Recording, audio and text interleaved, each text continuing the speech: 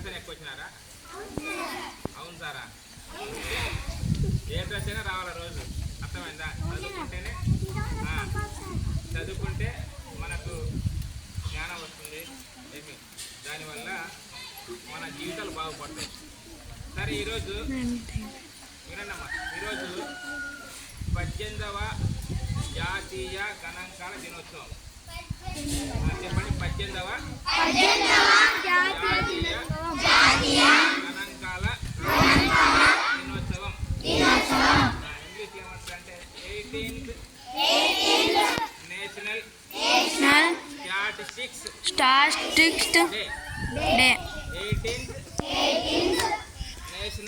National statistics day.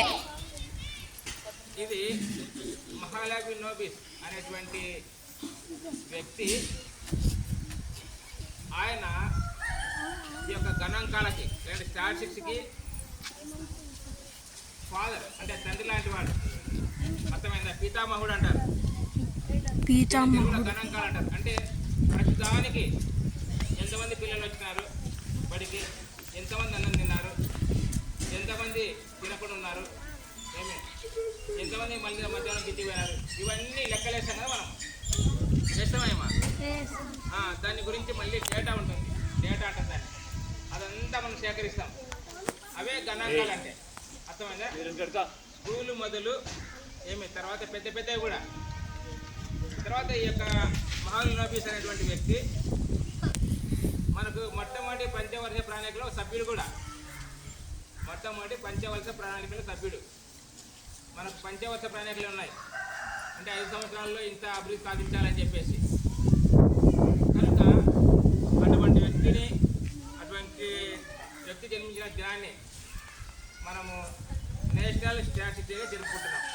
అర్థమైందా?